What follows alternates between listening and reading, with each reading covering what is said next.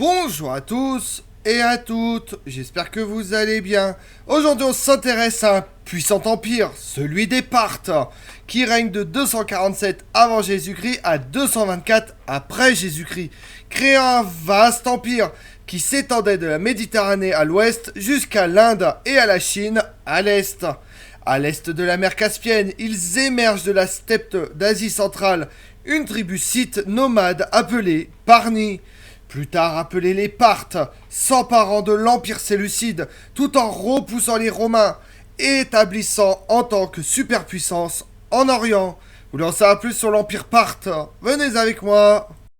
L'histoire de la Parthie commence avec Séleucos Ier, l'un des généraux d'Alexandre le Grand, qui se partage l'empire d'Alexandre le Grand à sa mort. Séleucos crée l'empire séleucide, incorporant l'infrastructure et les administrateurs grecs.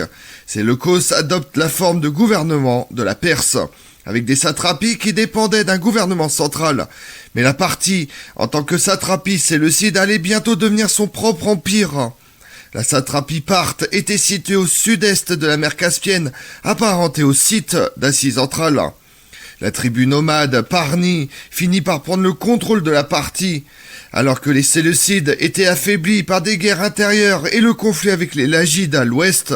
Les Parni avancent à l'est. La porte s'ouvrit pour les Parni en 247 avant Jésus-Christ, lorsque le gouverneur local Andragoras commence une rébellion contre la domination séleucide. Sachant que les Séleucides étaient distraits et Andragoras était faible, Arsaces 247-217 avant Jésus-Christ conquit la Parthie. Voulant reprendre la Parthie, le souverain séleucide Antiochos III le Grand la reprendra en 209 avant Jésus-Christ. Il aurait pu tuer le roi parthe, mais au lieu de cela, il le nomme satrape. Après le départ d'Antiochos III pour la Syrie, l'élite parthe, mécontent, déchu Arsaces II et intronise Phriapatios 191-176 avant Jésus-Christ comme roi de Parthe. Comme les circonstances favorisaient à nouveau les Parthes avec la réduction de la puissance séleucide par la paix d'Apamée avec les Romains en 188 avant Jésus-Christ, le fils de Phriapatios attaque l'empire séleucide, conquérant les Armadiens. Phraates obtient la région entre l'Hyrcanie à l'est et la Médie au sud-ouest. Mais le choix de son frère Mithridate, 171-132 avant Jésus-Christ, pour lui succéder aura pour conséquence la plus grande expansion jamais connue en Parthie. Mithridate se tourne vers l'est pour conquérir la Bactrie, voisine de l'Inde et de la Chine autour de 168 avant Jésus-Christ, puis se tourne vers l'ouest, vers la Médie, faisant face à une forte résistance au cours d'une guerre de 9 ans. La Médie fut finalement ajoutée à l'avancée territoriale grandissante de la Parthe en 151 avant Jésus-Christ, après une pause de 4 ans, peut-être pour réformer son armée. Mithridate pense que le moment était venu de regarder encore plus à l'ouest, vers la zone du croissant fertile de la Mésopotamie. Vers 144 avant Jésus-Christ, il capture Séleucie du Tigre, l'ancienne capitale de l'Empire séleucide. En 141 avant Jésus-Christ, il s'empare de Babylone, ayant réussi à repousser la campagne de Démétrios II Nicator pour reprendre le territoire séleucide en 138 avant Jésus-Christ. Mithridate se tourne ensuite vers le sud pour prendre le pays élamite et sa capitale Suse.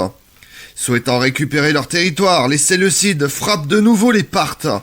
Le fils de Mithridate tue le souverain séleucide Antiochos VII au combat mais meurt en essayant de mettre fin à une mutinerie des Scythes. Après la mort de Phraates II, les soulèvements se multiplient. Artaban Ier et son fils Mithridate II jouent un rôle crucial, réussissant à réprimer les révoltes en Élam, Charaxène et à Babylone. Mais son règne fut stoppé lorsqu'il est assassiné lors de la bataille contre les Yeusi à l'est. Son fils Mithridate II, 124-188 avant Jésus-Christ, allait prendre le relais et devenir le plus grand souverain de l'Empire parthe. Mithridate renforce la puissance parthe. Il ajoute également l'Albanie et l'Arménie, capture la ville syrienne de Dura, Oropos à l'ouest, avec des frontières qui s'étendaient maintenant de la Méditerranée à la Chine. L'Empire parthe était devenu une superpuissance. Les Parthes feraient face à nouveau à de sérieux défis, cette fois contre une immense puissance, celle de Rome. Phraates III, 70-57 avant Jésus-Christ, perd l'Arménie, l'Albanie et Gordienne dans le nord de la Mésopotamie au profit des Romains, ce qui conduit ses fils à l'assassiner. Après que la guerre civile ait éclaté, quand Orodes II, 57-37 avant Jésus-Christ, tue son frère Mithridate III et reconquit la capitale Séleucie, le temps était venu pour les victoires parthes. En 53 avant Jésus-Christ, Crassus envahit la Parthie près de Car. Orodes II envoie son général Suréna pour s'occuper de la question. Avec l'utilisation écrasante des archers parthes à cheval, Crassus fut défait et les étendards romains furent capturés. Puis les Parthes récupèrent l'Arménie avec la défaite de Marc-Antoine en 32 avant Jésus-Christ. Ces deux défaites amènent Rome à la table des négociations. Afin d'éviter la poursuite d'un conflit qui affaiblit considérablement les acquis de chaque partie, un traité fut conclu permettant à la partie d'avoir des visées à l'est. La clé de l'expansion parthe était l'utilisation unique du cheval et de l'arc. Avec une technique de combat éclair, les tactiques des Parthes, comprenant le fait de faire semblant de se replier, étaient bien adaptées pour contrer les mouvements concentrés des troupes des autres nations. Grâce à des archers sur des chevaux et des cavaliers à dos de chameau, fournissant un approvisionnement régulier de flèches, les infanteries incapables de riposter, sauf de près, étaient pour eux des proies faciles. Quand la cavalerie ennemie donnait la chasse, les Parthes ripostaient. Capable de tirer en arrière sur un cheval au grand galop, l'archer parthe tirait des flèches mortelles sur la cavalerie à sa poursuite. Ainsi, les cavaliers parthes pouvaient fondre sur les troupes ennemies de toutes les directions, criant confusion et causant des ravages. Enfin, leur cavalerie lourde, les cataphractaires, fournissait un soutien offensif et une aide pour faire le ménage dans les poches de résistantes restantes à l'aide de longues lances et des épées. Le roi des rois parthes exigeait une loyauté absolue, mais le sens pratique du gouvernement de la partie fut indiqué lorsque Mithridate Ier garde les nobles grecs à des postes de direction pour assurer la continuité des affaires économiques et bureaucratiques. Mithridate Ier se qualifiait de philhellène ou amoureux de la culture grecque. Les colonies grecques de tout l'empire parthe étaient laissées tranquilles tant qu'elles rendraient hommage au roi des rois. De plus, la rébellion vécue par les Séleucides fut évitée en divisant leurs provinces en plus petits satrapies appelés éparchies. Cela permettait d'éliminer la concentration du pouvoir régional entre les mains d'une seule personne. Les Parthes permettaient également aux royaumes conquis au sein de leur empire d'avoir leur propre roi. Cela permet de recevoir de belles sommes en guise d'hommage et une possible assistance militaire. Avec les Romains tenus à distance, les Parthes se lancent dans le commerce. Le petit état du croissant fertile qui favorisait la forme décentralisée du gouvernement parthe se développe grandement en tant que centre de commerce international. Les premiers siècles de notre ère furent une ère de commerce et les états oasis du croissant fertile prospèrent comme jamais auparavant. Le développement commercial des Parthes commence avec l'infrastructure qu'ils héritent des Séleucides. Ils préservent sagement les villes et les routes, leur territoire en Arménie leur permettant l'accès à la mer Noire et le contrôle de l'Hyrcanie et de la mer Caspienne leur permettent d'accéder au marché d'Asie centrale. Leur prise de contrôle de la Perse et des villes comme Antioche sur le golfe Persique signifie l'accès au marché indien par voie d'eau. Leur contrôle sur Elam et la ville politiquement importante de Suse et la région fertile de la Médie et sa riche ville Ecbatane aurait enrichi les Parthes culturellement et matériellement. L'une des possessions les plus prisées de la partie aurait été la route royale.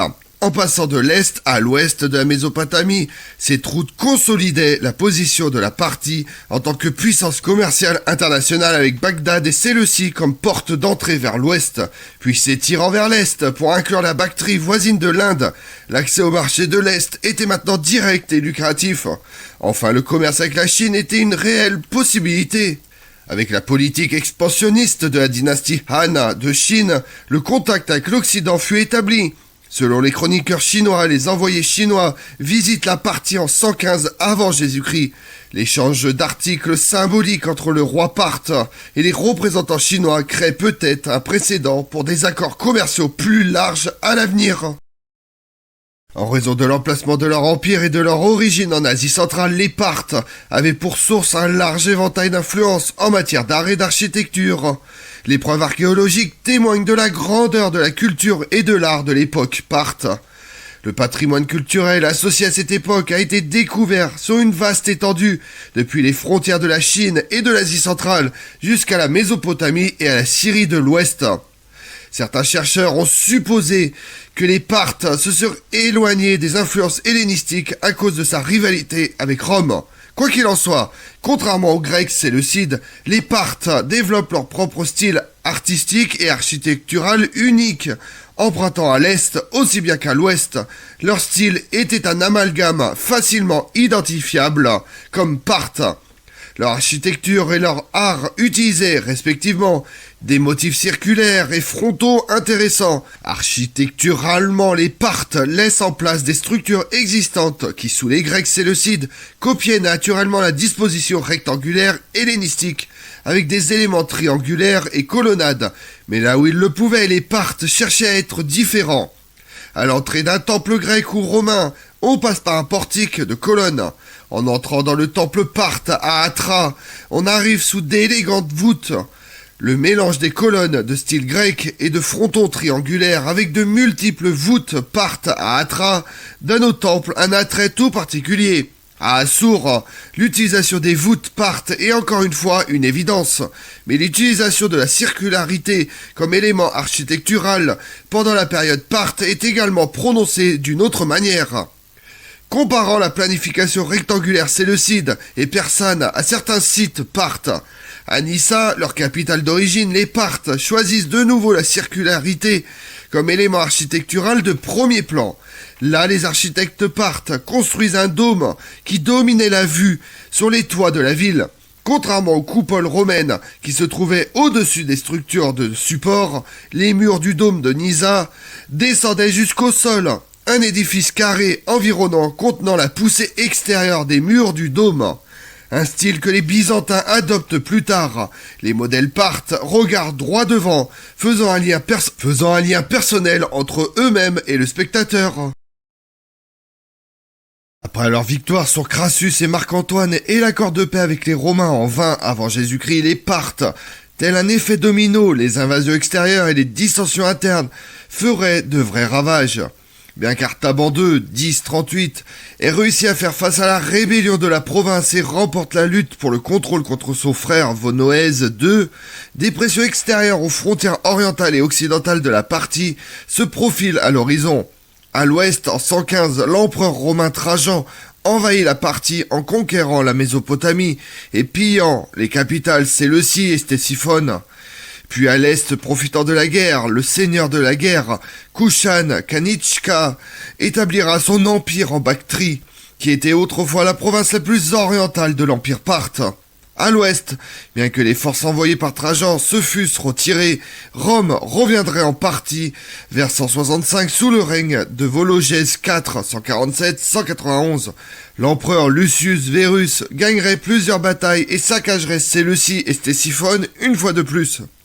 Tant bien que mal, les Parthes réussissent à expulser les Romains. Mais ils revinrent en 198, bien que l'empereur Septime Sévère eût dû partir à cause d'une pénurie de nourriture. La Mésopotamie sera ravagée pour la troisième fois, en un peu plus de 83 ans. Et l'empire parthe sera gravement affaibli. Après qu'Artaban IV, 213-224, roi de Médie, se soit rebellé contre son frère Vologèse VI, 208-213, un précédent fut établi pour que la partie gravement affaiblie soit entièrement renversée par un autre roi rebelle, Ardashir Ier, fondateur de l'empire perse sassanide en 224. Comme on l'a vu, avec un style de combat unique et extrêmement performant, la vaste région qu'il conquiert les met en contact avec les biens et les influences culturelles de différentes parties de leur empire. Grâce à ces influences, les Parthes mélangent des styles architecturaux pour créer leur propre architecture parthe. Mais ils créent également leur propre art et la tenue vestimentaire parthe.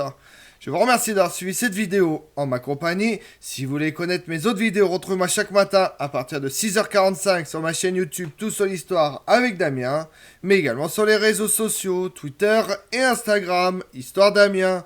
Et pensez à liker, commenter et vous abonner. Je vous remercie à tous.